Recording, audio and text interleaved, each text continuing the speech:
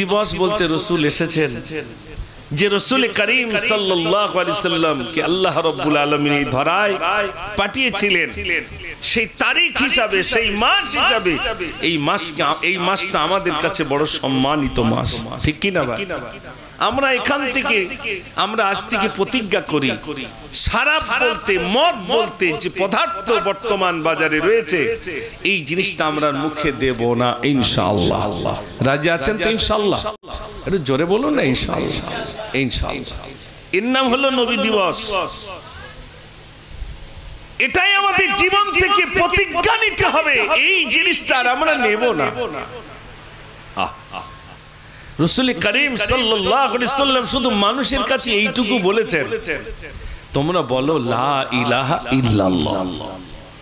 এইটুকু কথা বলায় বেঈমানেরা আমার রাসূলের মুখে থু করে থুতু দিয়ে দিয়েছে। রাসূল দুটো হাত উঁচু করে বললেন আলহামদুলিল্লাহ। আচ্ছা, কাল এখন যদি আমি যে দুটো চারটে ভালো কথা বলছি, কেউ যদি আমার মুখে এসে থু করে থুতু দেয়, আমি আলহামদুলিল্লাহ বলবো না লাঠির খোঁজ করবো? ভাই স্বাভাবিক কি কেরম মনে হয়? কেউ যদি কারোর মুখে তু করে থুতু দেয়, সে আলহামদুলিল্লাহ বলবে? লাঠির খোঁজ করে, এই খোকা তুই মুখে থুতু দিলি কেন? কিন্তু রাসূল করিম সাল্লাল্লাহু আলাইহি সাল্লামের মুখে যেই বেঈমানেরা থু করে থুতু দিয়েছে, রাসূল বললেন আলহামদুলিল্লাহ। তারা চিন্তা করলো কেমন মানুষ, যার মুখে থুতু দিলাম তিনি বললেন আলহামদুলিল্লাহ, বুঝেছি একজন নবী আসবেন, এরই মনে হয় সেই নবী। কদম ধরে ইসলামের কলমা পড়ে মুসলমান হয়ে গেলেন। জোরে বলুন না সুবহানাল্লাহ। এই তো বেশি দিন হয়নি, কয়েক মাস পূর্বে আল্লাহ নিয়ে গিয়েছিলেন ওমরায়। দেখে এলাম একটা বুড়ি রাস্তায় কাঁটা বিছিয়ে দিত। এই রাস্তায় আবার নবী গেলে পায়ে যেন ফুটে যায়, পায়ে যেন ফুটে যায়। কিছু কিছু মানুষ আছে দোকানের সামনে গাড়ি রাখলে গাড়ির হাওয়া খুলে দেয়, না আছে না ভাই? কিচ্ছু বলবে না। দোকানের সামনে গাড়ি রেখেছ কেন? আপনি মনে করুন সেই দোকানটা শাটার দিয়ে বন্ধ করা, ভাবছেন এই পাশে একটু গাড়িটা রেখে দেই, ওর কোনো কিচ্ছু না, ও এসে দিব্য হাওয়া খুলে দে ওর মতো পান খাচ্ছে।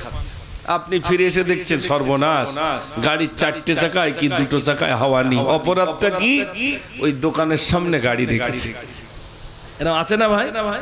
আছে। পুকুরে একটু গোসল করে, অপরাধ তার পুকুরে গোসল করছে বলে সেখানে পালা দিয়ে রেখে যান, না নামতে পারে। এটা মানুষের আদত। তো এক বুড়ি সে রাস্তায় কাঁটা বিছিয়ে রাখতো। আমার রাসূল যেন নামাজ পড়তে যে পায়ে যেন কাঁটা ফোটে, এই কাজ সে করে যেত। সেই মসজিদটা আজও আছে, আর সেই বুড়ির ঘরটা আজও পর্যন্ত নিদর্শন রয়েছে। সেই বুড়ি একদিন অসুস্থ হয়ে যায়। আল্লাহ রাসূল সাল্লাল্লাহু আলাইহি সাল্লাম বুড়িটাকে দেখতে এসেছেন। একটু জোরে বলুন না সুবহানাল্লাহ। বিশ্বনবী সাল্লাল্লাহু আলাইহি সাল্লাম বুড়িটাকে দেখতে এলেন। প্রতিদিন যখন আমি মসজিদে যাই তখন দেখি রাস্তায় কাঁটা বিছানো। আজ আমি কাঁটা বিছানো দেখলাম না। আমাদের এখানকার বাবলা গাছের কাঁটা ছোট ছোট, আর ওখানকার পাহাড়িয়া বাবলা গাছের কাঁটা আঙুলের মতো লম্বা লম্বা, এত বিষাক্ত কাঁটা রাস্তায় বিছিয়ে দেওয়া হতো। বিশ্বনবী সাল্লাল্লাহু আলাইহি সাল্লাম মহিলাকে দেখতে এলেন। মা আপনি কি অসুস্থ হয়েছেন? কেন বাবা তুমি আজ আমাকে দেখতে এলে? যে জন্য প্রতিদিন দেখতাম কাঁটা বিছানো, আজ আমি কাঁটা বিছানো দেখে নাই। আমি মনে করলাম আমার ওই মা মনে অসুস্থ হয়ে রয়েছে, তা আমি দেখতে এলাম। মহিলা চিন্তা করলেন আহারে, যা রাস্তায় কাঁটা বিছিয়ে দিতাম সেই মানুষটা আমাকে দেখতে এলো। বুড়িটার আর আল্লাহ কি হেদায়েত দিলেন, বুড়িটা সঙ্গে সঙ্গে ইসলামের কলমা পড়ে মুসলমান হয়ে গেলে। আমার তো গজল বলতে দিয়েছে মা, এটা গজল বলতে দিয়েছে ওই মা জননী মনে হয়, হ্যাঁ হবে। এই গজলটা বলতে দিয়েছে, এটা মায়েরা খুব পছন্দ করে। আমরা কি আদর্শ আনতে পারি না?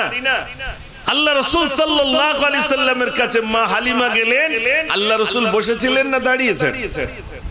একটু আগে কি বললাম? আল্লাহ রাসূল দাঁড়িয়ে গেলেন, আর গায়ের চাদরটা কি করলেন? বিছিয়ে দিলেন। আর আমাদের মায়েদের ঘর থেকে বার করে দিচ্ছে। তাহলে আদর্শ কোথায়? আমার আপনার ভিতরে নবিয়ানা আখলাক, নবিয়ানা চরিত্র নেই। নবিয়ানা আখলাক আর নবিয়ানা চরিত্র আমার ভিতরে ফিট করতে হবে। একেবারে চলা থেকে খাওয়া থেকে শুরু করে সমস্ত কিছু আমার রাসূল কি করে খেয়েছেন আমি সেইভাবে খাবো। আমার রাসূল কিভাবে ব্যবসা করেছেন আমি সেইভাবে ব্যবসা করব। আমার রাসূল কিভাবে তিনি রাস্তায় চলেছেন আমি সেইভাবে চলবো। আমার রাসূল বয়স্কদের কেমন সম্মান করেছেন আর শিশুদের কি কেমন স্নেহ করেছেন আমি তেমন করব। তিনি কিভাবে রাষ্ট্র চালিয়েছেন, তিনি কিভাবে বিচার করেছেন, কোনটা নেই, কোনটা তিনি শিখিয়ে যাননি, প্র্যাকটিক্যালে তিনি দেখিয়ে দিয়ে গেছেন। জোরে বলুন না সুবহানাল্লাহ। আমার ভাইরা, আজ তা থেকে আমরা দূরে। আর শুধু রাসূল কিভাবে জন্ম নিয়েছেন এটা মূল আলোচনা নয়। আলোচনা তো এটাই হওয়া দরকার যে তার চরিত্র কেমন ছিল, তিনি কেমন ব্যবহার করেছেন, তিনি সমাজের মানুষের সঙ্গে কিভাবে চলেছেন, তিনি মুরব্বীদের সঙ্গে কিভাবে চলেছেন, তিনি বয়স্কদের কেমনে সম্মান করেছেন, তিনি কেমন আমানতদার ছিলেন। তানার কাছে যদি কোনো মানুষ কোনো কিছু গচ্ছিত রাখতো, এর আগে এখান থেকে 20 বছর আগে মানুষ গচ্ছিত সম্পদ রেখে দিতেন, তখন এত ব্যাংক ছিল না। 20-30 বছর আগে ওই ধনী ব্যক্তির বাড়িতে যদি কিছু টাকা পয়সা হয়, ভাই তুমি এটা রেখে দাও, আমার যখন লাগবে তুমি দিও। এরা রেখে দিত না ভাই। আমার বেড়ার ঘরটার কি হবে তার ঠিক নেই, তোমার পাকা বাড়ি আল্লাহ তোমার দিয়েছে, আমার এই টাকাটা তুমি রেখে দিও। এটা আমরা করতাম। তো রাসূল করিম সাল্লাল্লাহু আলাইহি সাল্লামের কাছে ওই রকম কিছু টাকা এনে রেখে দিতেন। কেন? ইনি হলেন আল আমিন, ইনি সত্যবাদী। চলো বলুন না সুবহানাল্লাহ। ওনার কাছে রেখে দিতেন। তো উনি কিভাবে দিতেন? রাসূল করিম সাল্লাল্লাহু আলাইহি সাল্লামের কাছে যখন কেউ কোনো কিছু আমানত হিসাবে রাখতে বলতেন, রাসূল সেটা রাখতেন। ঠিক পোটলাটা যেমনি ভাবে রাখতেন, তার টাকার বা সেই সময়ের যে মুদ্রা ছিল না উলট পালট হবে, যা দিতেন তাই ফিরিয়ে দিতেন। এখন বলুন, আমি মুজাফফর বা আমরা যারা এখানে আছি, আমাদের কাছে কেউ যদি বলে ভাই 1050 টাকা তুমি একটু রেখে দিও, আমার মেয়ের বেশ সময় আমি লব, আপনারা বলুন ওই টাকা থাকবে না একটু পাল্টাবে বলে মনে হয়? জোরে বলে। ও 50,000 টাকা কি মনে হবে? ওর সে মেয়ের তো এখন 17 বছর বয়স, এখন 1 বছর বাকি, হ্যাঁ 18-19, তারপর দেখা দেখি হবে, তার আমি টাকাটা খরচা করি, যখন চাইবে আমি এদিক ওদিক করে দিয়ে দেবো। এটা কি জায়েজ আছে বলে মনে হয়? না, যেভাবেই দেবে আপনাকে সেইভাবে ফিরিয়ে দিতে হবে। আমরা এগুলো করি না। রাসূল করিম সাল্লাল্লাহু আলাইহি সাল্লামের কাছে যখন যেটাই দিতেন তিনি সেইভাবেই আবার তাকে ফিরিয়ে দিতেন। একটু জোরে বলুন না সুবহানাল্লাহ। আমি শোনাবো ইনশাআল্লাহ গজল, তার আগে একটাবার সবাই প্রাণ ভরে একবার দরুদ শরীফ পড়ুন। আল্লাহুম্মা সাল্লি আলা মাওলানা মুহাম্মদ ওয়া আলা আলি সাইয়্যিদিনা।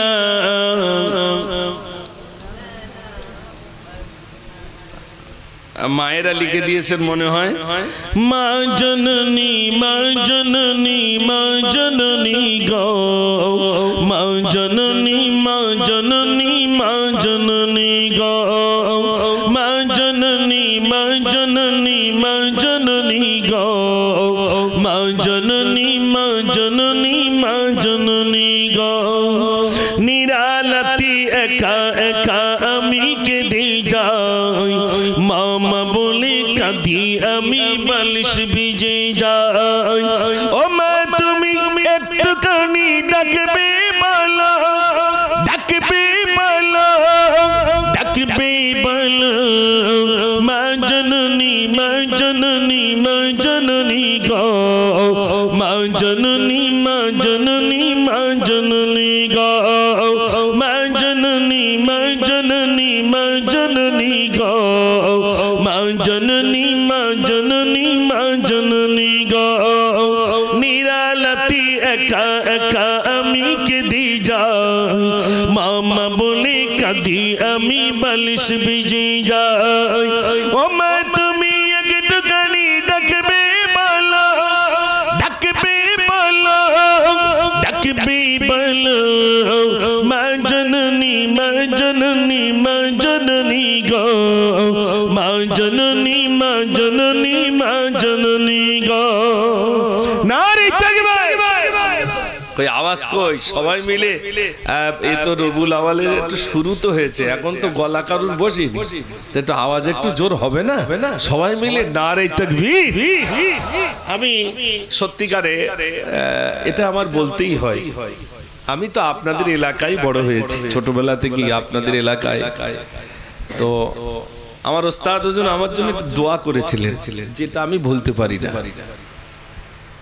যেটা আমি ভুলতে পারি না তিনি একেবারে ওসিয়াত করে গিয়েছিলেন আজও পর্যন্ত আমি মনে করি এটা আমার ওস্তাদ হুজুরের দোয়া যে মানুষটা কোনোদিন ফুরফুরা বলেন আর তাবলীগ বলেন যাদের ভিতরে কোনো দ্বন্দ্বকে তিনি পছন্দ করতেন না কোনো দ্বন্দ্বই তিনি পছন্দ করতেন না তিনি হলেন জনাব হাবিব সাহেব হুজুর রাহমাতুল্লাহ আলাইহি আল্লাহ যেন তার কবরটাকে নূরে ভরপুর করে দেন সবাই বলুন আমিন তিনি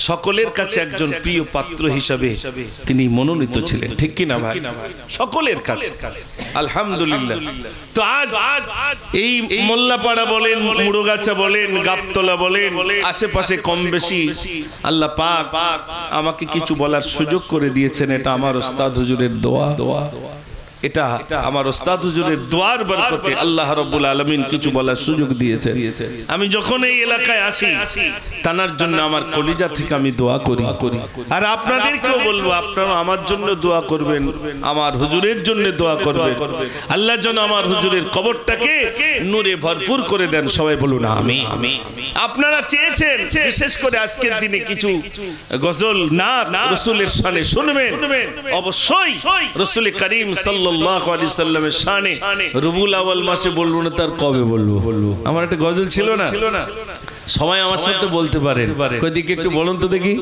আসসালাতু আসসালামু আলাইকা ইয়া রাসূলুল্লাহ আসসালাতু আসসালামু আলাইকা ইয়া হাবিবাল্লাহ আসসালাতু আসসালামু আলাইকা ইয়া রাসূলুল্লাহ আসসালাতু আসসালামু আলাইকা ইয়া হাবিবাল্লাহ বিশ্ব নবীর জন্ম দিবস পালন করা যায় 12 রবিউল আউয়াল বলি গো সবাই বিশ্ব নবীর জন্মদিবস পালন করা যায় 12 রবিউল আউয়াল বলি গো সবাই ঘরে ঘরে বলে দিও এলো নবী দো জাহান তার উপর পাঠালেন আল্লাহর কুরআন আসসালাতু আসসালামু আলাইকা ইয়া রাসূলুল্লাহ আসসালাতু আসসালামু আলাইকা ইয়া হাবিবাল্লাহ আসসালাতু আসসালামু আলাইকা ইয়া রাসূলুল্লাহ আসসালাতু আসসালামু আলাইকা ইয়া হাবিবাল্লাহ নারে তাকবীর তাহলে আজ থেকে আমি কয়েকটা কথা আপনাদের কাছে বলি সেটা হলো আমাদের জীবনটা পরিবর্তন করব ইনশাআল্লাহ সবাই বলুন ইনশাআল্লাহ সব আমল একসঙ্গে করতে পারবো না রাসূল খেয়েছেন কি করে আর শুয়েছেন কি করে এই দুটো বলে যাই অন্তত দুটো পালন করি নাকি আল্লাহ রাসূল সাল্লাল্লাহু আলাইহি সাল্লাম যখন খেয়েছেন তখন একটা দস্তরখানা বিছিয়েছেন এবং দোয়া বলেছেন না খাদ্যর মাঝখানে তিনি দেননি বরং তিনি নিজের এক কোল থেকে খেয়েছেন না গরম খেয়েছেন না ঠান্ডা খেয়েছেন বেশি গরম খেলে হজম হয় না বেশি গরম খেলে হজম হয় না তাই না গরম খেয়েছেন না ঠান্ডা খেয়েছেন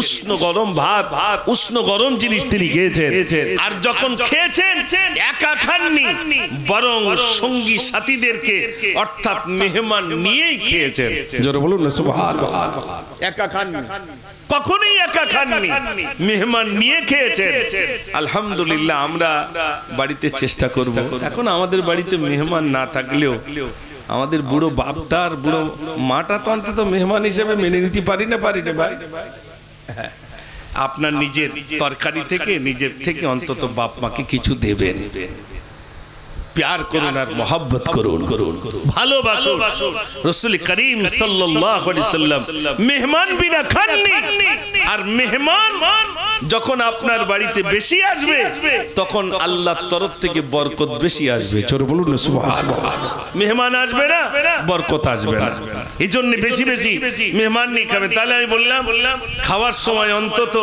দস্তরখানাটা বিছিয়ে তিন তরিকার যে কোনো এক তরিকায় বসবো তিন তরিকা বলতে তিন নিয়মের যে কোনো এক নিয়মে বসবো রাসূল করিম এই যেন আমরা উভয়ে বসি না ভাই উভয়ে বসি ওই একটা নিয়ম আর একটা নিয়ম একটা পা উঁচু করে আর একটা পায়ের উপরে বসা এই একটা নিয়ম আর তৃতীয় নিয়মটা হলো আপনি নামাজি অবস্থায় বসে খেতে পারেন এই তিন তরিকার যে কোনো একটা তরিকায় আপনি বসে খাবেন খেলে কি হবে পেটটাই যখন এই এখানে এসে চাপ দেবে রাসূল বলেছেন তোমাদের পেটটাকে তোমরা তিন ভাগে ভাগ করবে ক ভাগ ভাই তিন ভাগ এক ভাগ পানি এক ভাগ খালি আর এক ভাগ ভর্তি ক ভাগ হলো তিন ভাগ তাহলে তিন ভাগ যদি হয় তাহলে গ্যাস বেশি হবে বলে মনে হয় একটু জোরে বলে না আমরা যখন খাই তখন কি তিন ভাগ থাকে বলে মনে হয় পেটটা তিন ভাগে ভাগ করি কাল যদি কলমাখানি হয়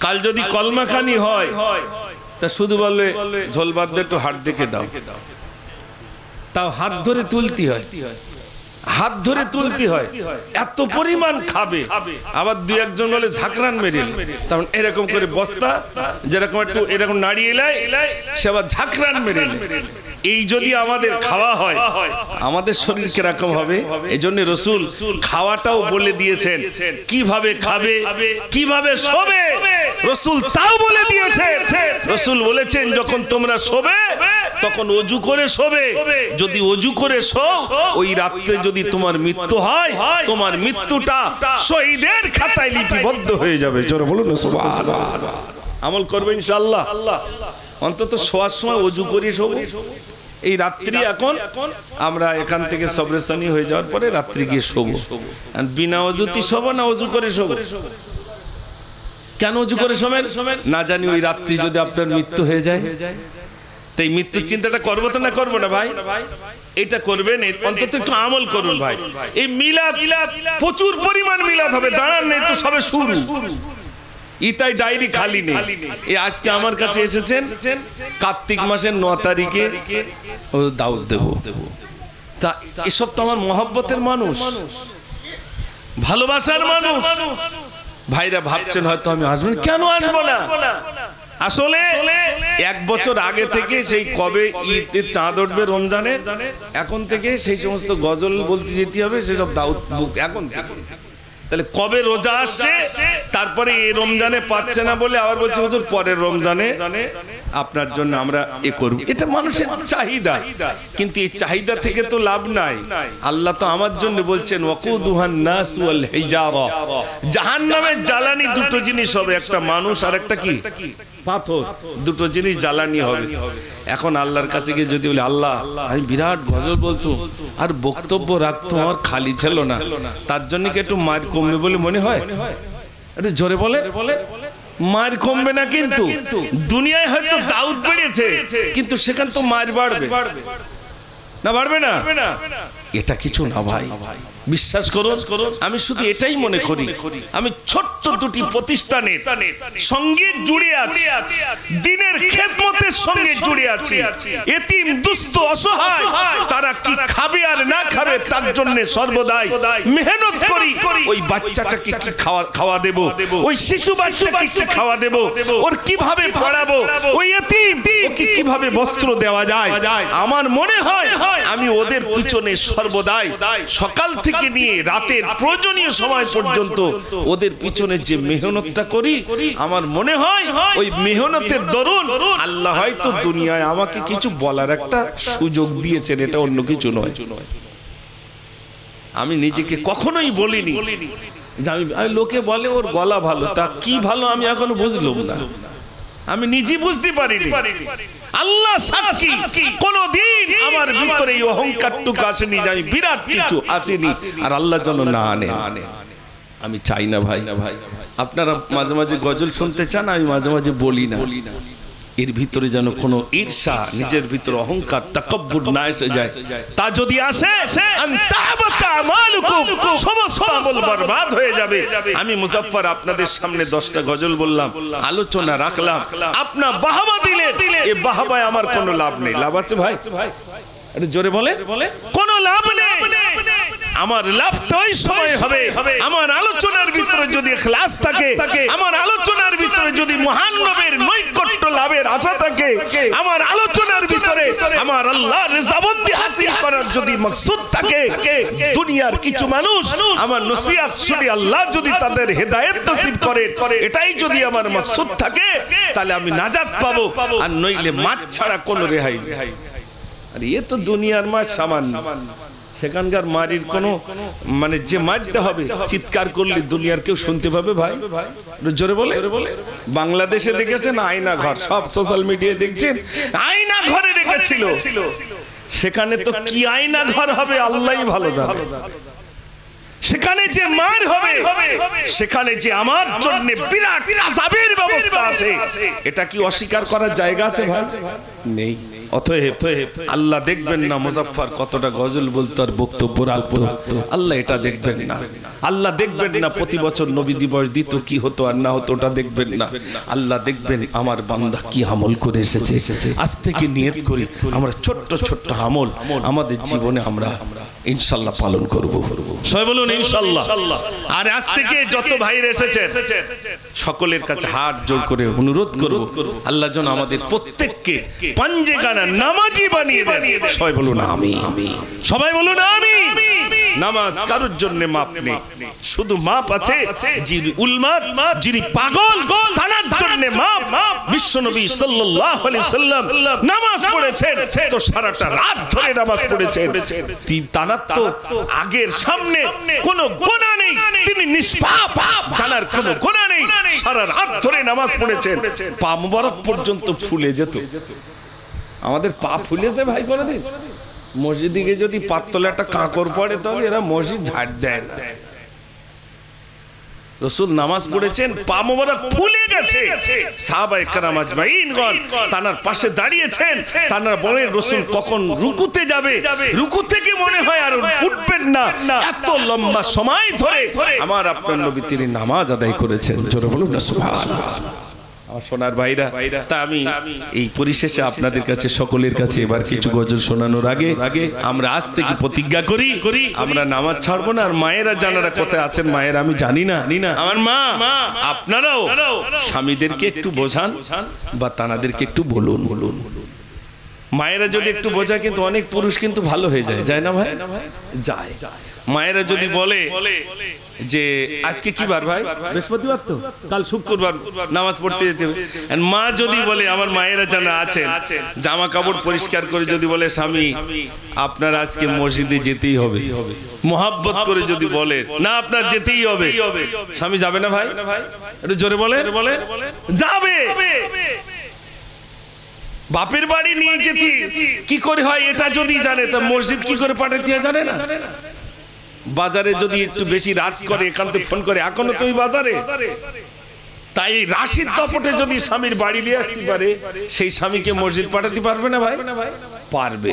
আমার মায়েরা আপনাদের কাছে অনুরোধ, আপনার বাড়িতে যদি শান্তি পান, আজ এই নবী দিবসে শপথ গ্রহণ করুন আমার স্বামীকেও নামাজি বানাবো আর আমি নিজেও নামাজি হব ইনশাআল্লাহ।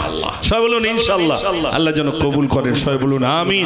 হয়তো এখন মনে করছেন হুজুর দাড়ি রাখবো, তারপরে না ওসব আল্লাহ ওসব এক্ষুনি আপনি দাড়ি রাখবেন কবে, তারপরে কত কিছু হয়তো আপনি পান করছেন সেগুলো ছাড়বেন কবে, ওসব ওরম ভাবে হবে না। নামাজ পড়েন, আস্তে আস্তে আস্তে আস্তে সব বাদ যাবে। আর যদি মনে করেন সব বাদ দে তারপর যাবো, এও বাদ যাবে না, ও হবে না।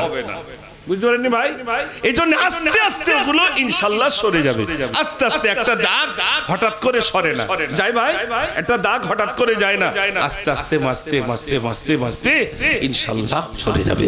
এখানে যারা আছেন, বিশেষ করে মিস্ত্রি পাড়ার যত ভাইরা আছেন, আমার সেই সমস্ত ভাইদের কাছে অনুরোধ, আজ থেকে নবী দিবসে, রবিউল আউয়াল মাসে, বরকতময় মাসে, এই বরকতময় মাসে, যে মাসে রাসূল করিম সাল্লাল্লাহু আলাইহি সাল্লাম ধরা এসেছিলেন, সেই মাসে প্রতিজ্ঞা করব, আল্লাহ তোমার হাবিবকে তুমি প্রেরণ করেছিলে কুকর্ম থেকে মানুষ যাতে নাজাত পেয়ে যায়, মানুষ যাতে জান্নাতি হয়ে যায়, মানুষ যাতে আমাকে চিনতে পারে, তার জন্য আল্লাহ তুমি যুগে যুগে নবী প্রেরণ করেছিলে।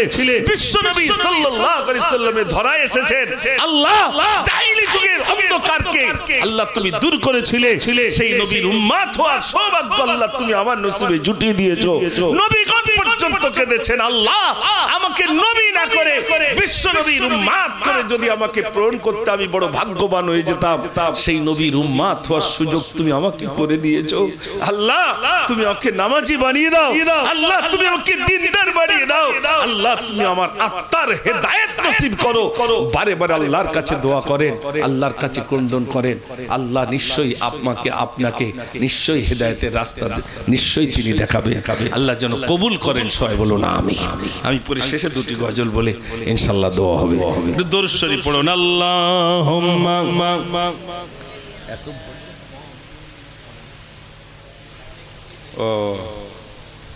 এই দেখেন, দেখেছেন আমি এই কাগজটা দেখিনি, তবুও লিখেছেন মাকাল কাছে হাফেজ সাহেব হুজুরের গজল, হুজুর গজলটা একটু পুরো বলবে।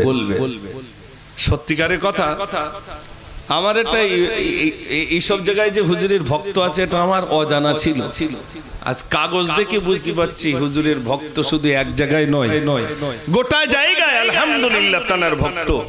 আমি যে সময় আমার আজও মনে আছে 2008 সালে যখন আমি হজপাকে যাই, তো হজপাকে যাওয়ার পূর্বে আমি হুজুরের সঙ্গে দেখা করতে এসেছিলাম। তারপরে আপনার আমার বড় ভাই যখন ইন্তেকাল করেন তখন আমি হুজুরকে নিয়ে গিয়েছিলাম। তো হুজুর সেদিনে আমার জন্য খুব দোয়া করেছিলেন আলহামদুলিল্লাহ। আজ আমি হয়তো হুজুরের শানে যতটুকু লিখেছিলাম ততটুকু বললে আপনারা খুশি হবেন না, তো লিখেছেন যখন এটা আমি পকেটে করে নিয়ে যাব, আর আপনারা দোয়া করেন হুজুরের শানে ওই গজলটা এমন একটা গজল আল্লাহ যেন আমার জবান থেকে লিখিয়ে নেন, আমার হাত কলম থেকে যেন লিখিয়ে নেন, আর জবান থেকে যেন বলিয়ে নেন, যে গজলটা আপনাদের কাছে যেন স্মরণীয় হয়ে থাকে। এমন গজল আল্লাহ যেন লেখার সুযোগ করে দেন, সবাই বলুন আমিন, একটু জোরে বলুন আমিন। আমি যাওয়ার আগে রাসূল করিম সাল্লাল্লাহু আলাইহি ওয়াসাল্লামের শানে একাধিক গজল লেখার ভিতর দিয়ে গজলটা একটু শুনুন। দয়ারি সাগর নবী আমার প্রতি ঘরে ঘরে মধুর কলমা পড়নিও থাকবা নিরাপদে, প্রতিদিন দৌড় পড়ি যেতে মদিনা, প্রতিদিন দৌড় পড়ি যেতে মদিনা, নজরানা ইয়া রাসূল দরুদ নজরানা, নজরানা ইয়া রাসূল দরুদ নজরানা, নজরানা ইয়া রাসূল দরুদ নজরানা।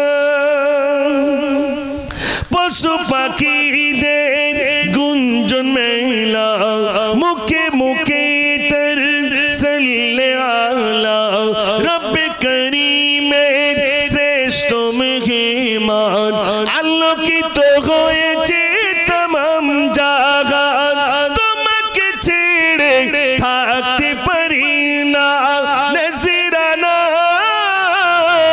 ইয়া রাসূল দরুদ নজরানা, নজরানা ইয়া রাসূল দরুদ নজরানা। নারে তাকবীর। সংক্ষেপ করলাম, দোয়া হবে। যা পিছনের দিকে আছেন একটু সামনের দিকে আসুন, ইনশাআল্লাহ দোয়া হবে। আলহামদুলিল্লাহ। আমার মিস্ত্রি পাড়ার কিছু ভাইরা, ক ঘর এখানে মিস্ত্রি ভাইরা? 7-8 ঘর। 7-8 ঘর ভাইরা মিলে এই সুন্দর ইন্তজাম করেছেন আলহামদুলিল্লাহ।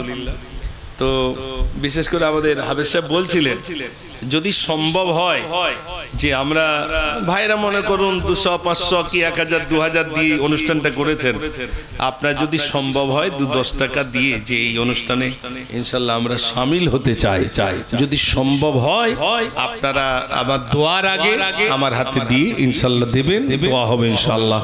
আর যারা পিছনের যুবক ভাইরা আছেন একটু সামনে আসুন, ইনশাআল্লাহ আমরা সবাই একটু প্রাণ ভরে এই রবিউল আউয়াল মাসে আলহামদুলিল্লাহ সবাই একটু প্রাণ ভরে দোয়া করব। আল্লাহ রাব্বুল আলামিন যেন আমার রাসূলের উসিলায় যেন আমাদের দোয়া মঞ্জুর করেন, কবুল করেন, জীবনের গুনাহগুলো যেন ক্ষমা করে দেন। সবাই বলুন আমিন। মাশাআল্লাহ।